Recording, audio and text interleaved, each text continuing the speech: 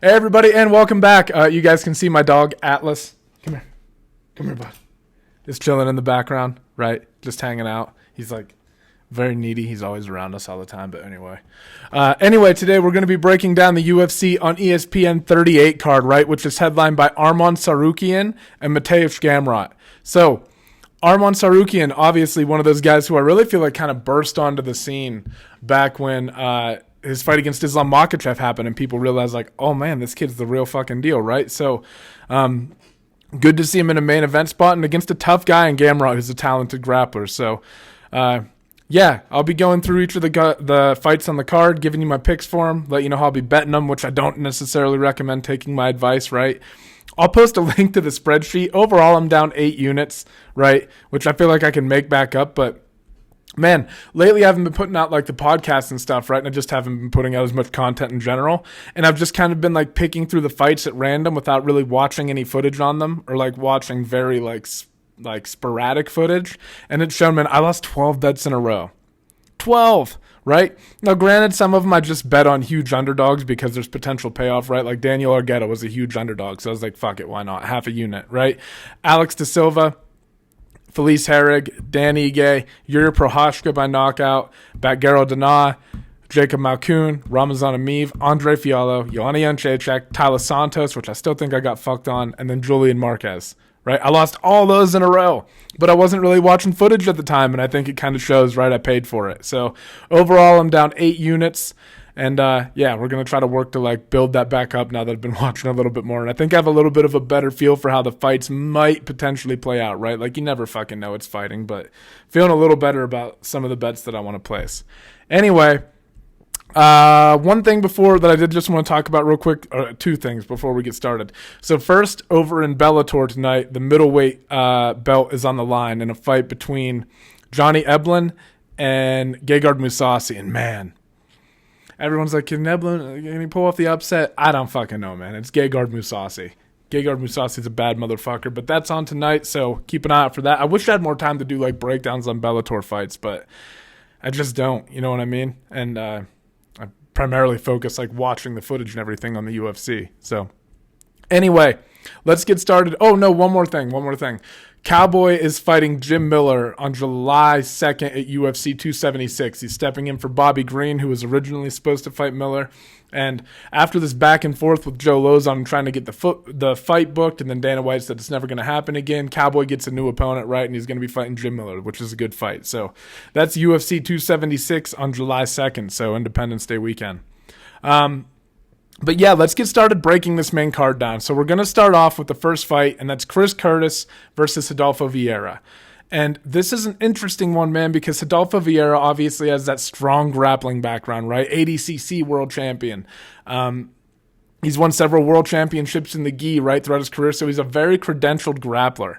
And you got to see in his most recent fight, right? I mean, Saperbek Safarov, he submitted him with a first-round arm triangle, but you got to see, like, I like the win over Dustin Stoltzfus because you got to see a little bit of adversity there, and then he got the takedown late in the fight and got the win, right? But we have seen him wilt a little bit against a guy in Anthony Fluffy Hernandez, who guillotined him in the second round.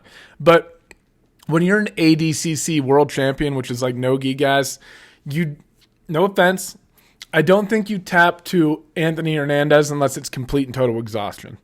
Like, I don't think Hernandez just hit him with this boom, this quick submission. It was like what you saw was Anthony Hernandez outfought Rodolfo Vieira and broke him and then was able to lock up a submission, right? It wasn't like this, like, incredibly, like, technical display of grappling where he was overwhelming Vieira with technique. It was like he broke him. That's how I viewed that fight, right? So, what worries me a little bit is I think you see these moments of doubt from Vieira at times, right? And I think that's going to be a big factor in this fight because I really think the main difference maker in this fight is going to be that Chris Curtis is going to present a style to Rodolfo Vieira that he's never seen before. And while Rodolfo Vieira, if he gets Curtis to the ground, and that's a big if with jiu-jitsu guys, right? If he gets Curtis to the ground, that's going to be a different world for Curtis. He's probably never felt any of that type of jiu-jitsu before, but my point is just that Chris Curtis has seen high-level wrestling before. Guys who have been more successful getting to the takedown than I think someone like Rodolfo Vieira is going to be. Now, don't get me wrong. You got to be careful with Vieira's striking. He's got power in his strikes. He does come down the middle with things that's actually pretty crisp. He's got decent footwork. He's clearly put a lot of work into that area, right? And he stays pretty technically sound. But Chris Curtis has that kind of like refined, the boxing style that he presents is very him, if that makes sense. Like he's got it. It's down. It's who he is. His style reflects his personality, and he's had a long career to figure that out. He's 28-8 going against a guy who's 8-1. And if you don't think that experience and stuff in fighting matters, look at the fucking Anthony Hernandez fight. It definitely does. I think that Curtis coming out in that kind of like southpaw stance where he's kind of like raising things up to guard, and his boxing combinations are going to be more crisp. He's going to put things together with more fluidity. I like him in this fight, man. I think that he's seen people who are more capable of getting the fight to the ground throughout his career. He's just going to have had more looks, and he's going to present Vieira with a problem that Vieira's never seen before. And I think that up until the fight gets to the ground, Curtis is going to see everything else that Vieira's thrown at him. He's going to see all these takedown attempts, good striking, etc., all that stuff, right? I think that's going to be a big difference maker in this one. And with Chris Curtis at minus like 135, I think he's at right now on DraftKings, I'm going like just standard 2 units on him. I think it's a good fight, a good matchup, and I can see moments where Vieira might be able to give him trouble. But overall, I just like the fact that, like I said, Curtis has been there and done that with a lot of high-level guys. And I think Vieira is going to be very thrown off by this like kind of peculiar boxing style of Chris Curtis. All right, next fight is a bantamweight matchup between Nate Maness and Umar Nurmagomedov. Nate Maness, 14-1, pretty impressive record going up against Nurmagomedov is 14-0, but Nurmagomedov is a massive favorite in this fight, like minus like 1050, like minus 1,050. And I think Maness is like plus 650 or something. But here's something to consider, guys. Umar Nurmagomedov has finished his last 3 fights in a row by rear naked choke, right? He has 7 submissions total on his record. Only 1 knockout win, and the rest are decisions. I think Umar Nurmagomedov... Now, the odds are skewed vastly in Nurmagomedov's favor, I think for a reason. I think that Maness is defensively irresponsible with his boxing a little bit, and while he comes forward and brings a lot of power and stuff, it also brings a lot of openings. And I think that he's going to be confused by this kind of like crazy kicking style and this distance and movement that Nurmagomedov is going to present him. And as a result of that, I think he's going to overextend and try to punch really hard and try to connect with Nurmagomedov. And that's going to leave openings for Nurmagomedov to get to the takedown. And I think once Nurmagomedov changes levels and grabs a hold of Maness, it's not going to be like anything he's seen at that point. I think Nurmagomedov is going to be able to crawl over him. I think he takes the path of least resistance, and I think he gets another submission win. And the odds on Nurmagomedov getting a submission win in this one are plus 100. And you got to realize this is a guy who has finished half of his fights by submission. Only one by knockout, despite the fact that he's like an excellent kicker, right? And the rest, like I said, by decision. But the fact that he's such a big favorite against a guy who is pretty defensively irresponsible and who does like to throw bombs, a guy who gets hurt early in his fights, and a guy who I think hasn't seen the type of like swarming, smothering. I just think Nurmagomedov's going to be able to like run through him when he grabs a hold of him in those situations. I really do. And I think it's kind of a matter of time before Maness just makes a mistake, and Nurmagomedov, while he's going to probably have like some advantages on the feet, I think he takes the path of least resistance and goes through the takedown. I think he has a big grappling advantage. And I think that while we've seen Maness kind of defend some of those takedowns in the past, we've also seen him get taken down. And I just think that the way Nurmagomedov advances and hunts for the finish is going to be different than anything Maness has seen. And I think it's going to cost him. I know I'm talking about this in like kind of a lot of definites, right? And I don't really mean to. It's a fight. Maness definitely has a chance. But I just think that Nurmagomedov's kicking style is going to let him throw strikes from a distance where he's not really in danger. But Maness is going to want to counter. He's going to want to bang, and he's going to come forward, and it's going to lead to takedown entries for Nurmagomedov. So I think he kind of just like plays around on the feet, keeps his distance until he gets Maness to react to something, come in a little too aggressively, and he's going to shoot underneath and get to the finish somehow. Let's see. Moving on. Thiago Moises versus Christos Giagos. This is an interesting fight, man, because you got to realize that Giagos is a veteran, right? 19-9. Granted, he just lost to the man who's headlining this card, Arman Tsarukyan, most recently, right? But moments in that fight make you go, okay, this guy still is a veteran. He still has like a little bit of wrestling chops about him, right? He took Sean Soriano down several times with some good takedowns, and he chains things together, right? He hunts for things pretty aggressively. He has power in his hands. Now, granted, you can tag him, but I just wonder how Thiago Moises, and I think Moises is a big favorite in this one because when you watch him fight, everything is technically sound, right? He's always coming straight down the pipe with things, throws a lot of leg kicks in there, which we've seen Giagos struggle with a little bit, right? So that could be a huge factor. And Moises is very content to just like fade backwards and try to counter, right? It just makes me wonder, though, how he's going to do against somebody who like Giagos, who is super aggressive. I don't really like any of the money on this fight because I don't know how it plays out. And in my heart, I think Moises does win. I think he backs up. He's going to have a little bit more variety in his attack, a little bit more crispness, and I think he's going to go after the legs, which is going to be a huge problem for Giagos. I think Giagos is going to have trouble countering stuff like that. But again, you go back to the fight against like Arman Tsarukyan for Giagos, and Tsarukyan went for a takedown, and he ended up on top. Giagos did. He defended well and ended up on top. Now, granted, Tsarukyan worked his way right back up to his feet and got its range and everything and obviously knocked him out, right?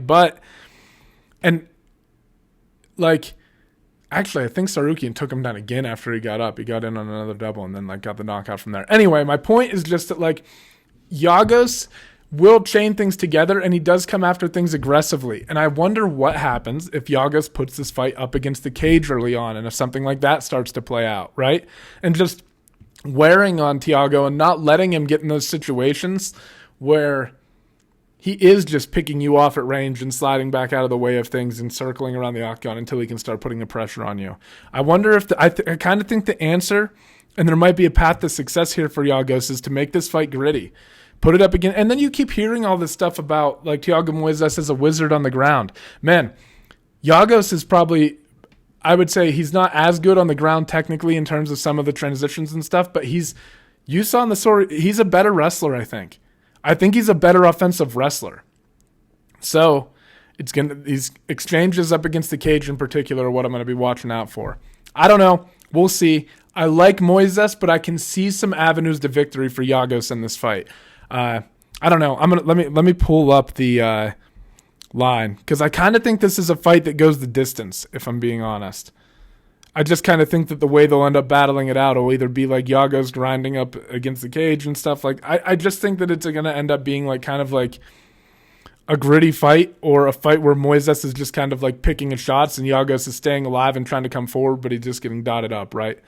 Let's see. Where's the over? Over 2.5 minus 135. Man, I don't know, because I could see either guy finishing it too. Like, they both have that capability. I don't really like any of the action on this one, if I'm being honest. So probably not going to bet any money on this one. I do like Moises.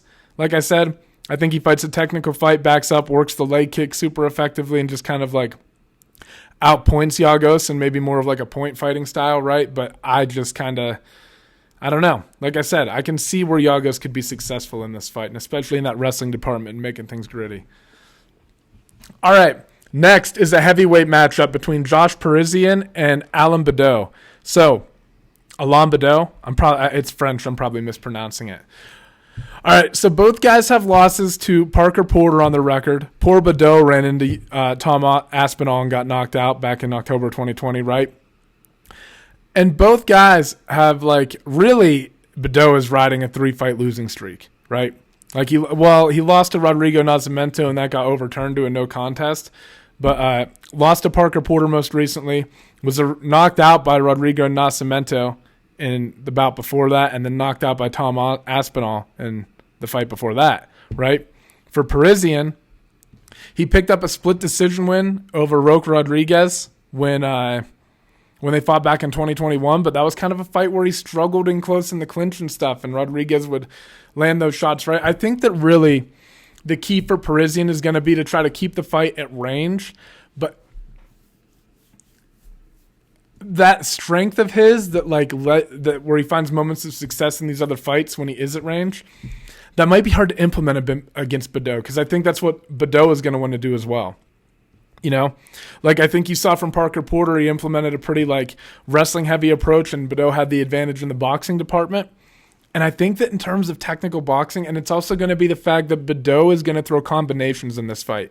Whereas Parisian, I think he has a little bit of a power advantage, and he might be able to tag him with something. I mean, fuck, they're heavyweights. You never know what's going to happen in this.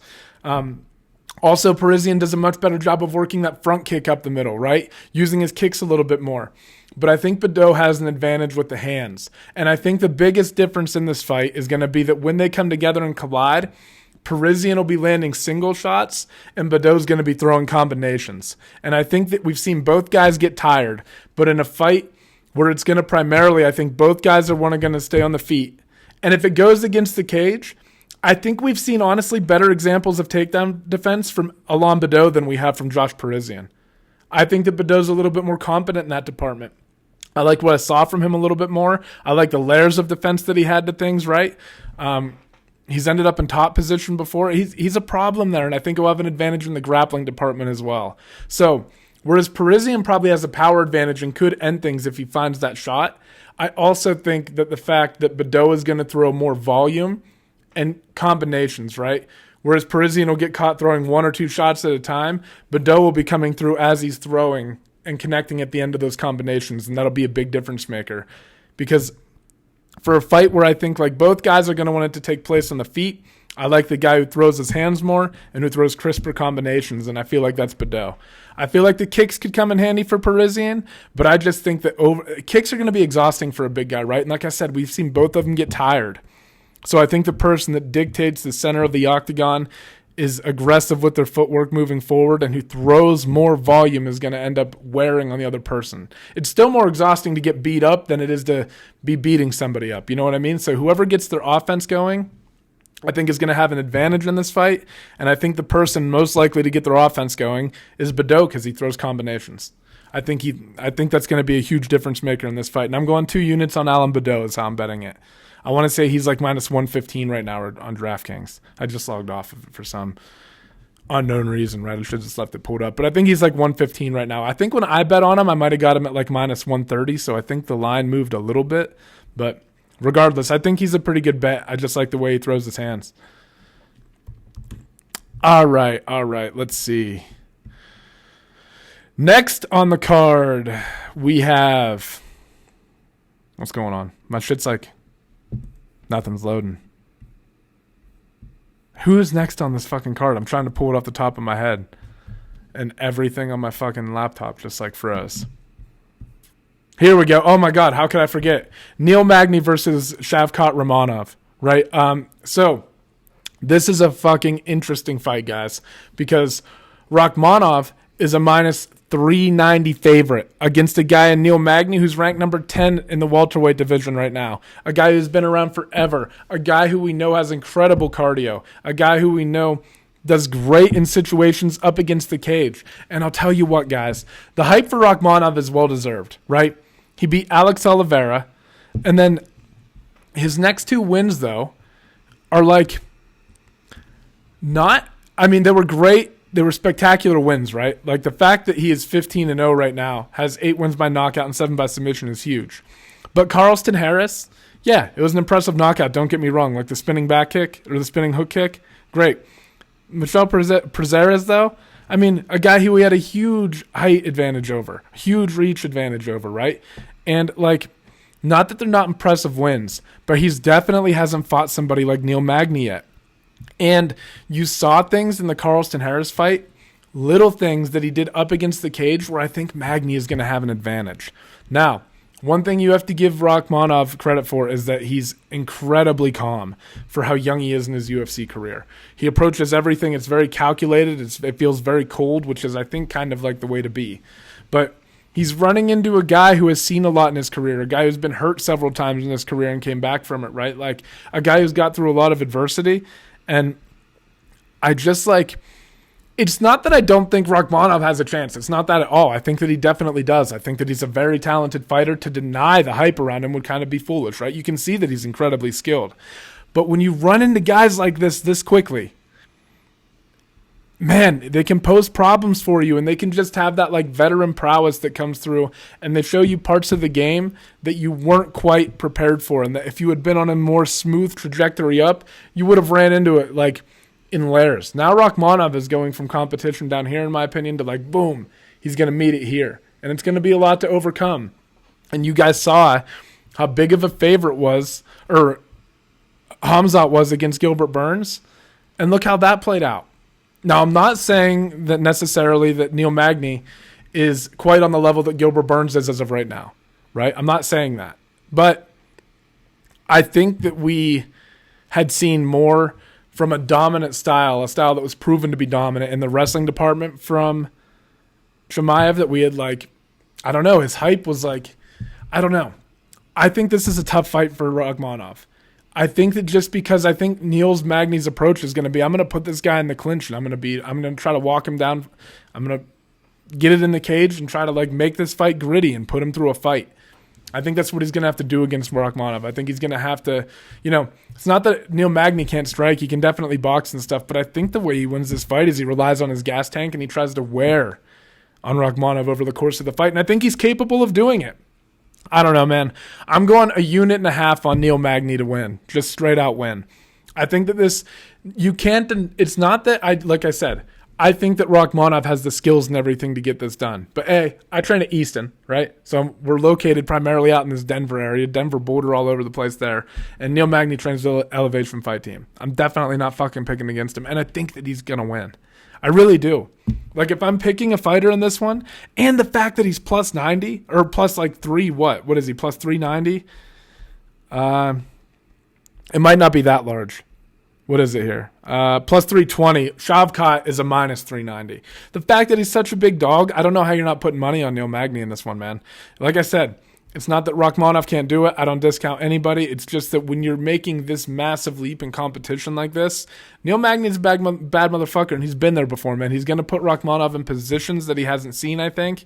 And we'll see, man. We'll see how they do in the clinch, because like I said, there's just little things I saw from Rakhmonov against the clinch when he was trying to take Harris down that I think could be cleaned up, and I think Magny might be able to exploit some of that work when they get up against the cage. We'll see, but I'm betting on Magny, and I'm actually taking Magny in this fight. All right, next, Arman Tsarukyan versus Mateusz Gamrot. Mateusz Gamrot. I don't know which one it is, to be honest. All right, I should know, right? Anyway, Tsarukyan versus Gamrot. This is an interesting matchup because of the grappling of Gamrot, right? Like, we've seen it on display, like the Kimura hit over Jeremy Stevens. And another thing about like Mateusz Gamrot is he has great hips. Like, he has great hip dexterity and flexibility and stuff, and you saw that in the way that he finished Jeremy Stevens. But you just kind of like see that he has like this in these transitions and stuff that he gets into. He kind of has this like hip flexibility and dexterity that you don't see from a lot of guys, right? Obviously a very talented grappler coming off of a big fucking win over Diego Ferreira. I think people sleep on Diego Ferreira a little bit. I think that he's incredibly talented. And Diego put up a good fight throughout that first round, like didn't really let Gamrot secure anything too much, but I felt like Gamrot just fought a fight, like a really intelligent fight. Like, he just kind of approached it, and he didn't try to hold on to things too much or pin him down too much. He just kind of slowly wore on Diego, and I think that you saw some really good fight IQ on display from Gamrot in that fight against Diego. Right? Because Diego was dangerous early, and Gamrot never got discouraged by the fact that Ferreira would get back up or like roll through these things or roll out of things. He just kind of kept it coming consistently and like took the takedown when it was still there, kept working for it, and eventually just Diego being the one defending all the time, it wore on him. You know what I mean? It's more tiring to try to fend those things off, especially if they're being successful at least some of the time, right? So, a great win from Gamrot there. He also has that knockout win over Scott Holtzman, right? So the question is, though, is it going to be enough to overcome what Arman Tsarukyan has? And this is honestly like, Tsarukyan reminds me, I'm not talking like a silhouette, right? I'm talking like if you watch like two silhouettes going, they wouldn't look like each other necessarily, but he reminds me of GSP, man. His wrestling is very, very good, and his striking is like competent enough to get the job done, and it's actually very technical too. He just doesn't do anything wrong. And when he does, he has like for example, in the fight against Giagos, right, when he went for a takedown and ended up on his back, he got his butterfly hooks in, worked up against the cage, stood up immediately, and then got to the takedown again. Like, he just does everything. Like, even when he makes mistakes, he recovers from them well because he's so well versed in every area. He's good at getting up off his back, right? He's good at securing the takedown. He has a very diverse striking arsenal. He picks, and the number one thing, he picks and chooses things at the right times, right? Like, he's very methodical in his approach to fighting. I think Arman Tsarukyan's a bad motherfucker, dude. I think he's very, another analogy that I'm just kind of drawing here, like, I don't know how I got on this, but I was watching this fucking I was reading up on like racehorses and stuff and like what makes a like truly great racehorse. And I forget which breed it was specifically, but there's this one breed I was like what attributes do you want, right? And they were saying that actually you want your horse to be very average. Like, that leads to, like, in terms of its build, like all of its features should kind of just be more proportionate. And that's what leads to it being like a good racehorse. And I think the same thing about Arman Tsarukyan and his skill set. I think that, like, he might not be the best in the world at anything. Like, I think he's I think he's just very, very good at everything. Everything. He's good at the decision-making aspect. His skills are there to match it. He can wrestle you. He can dictate where the fight is taking place. He's competent enough to stand on his feet with really talented guys. He just has, like, everything. And he's one of those guys who I look at and I think, damn. And I mean, like, same thing with Islam, obviously.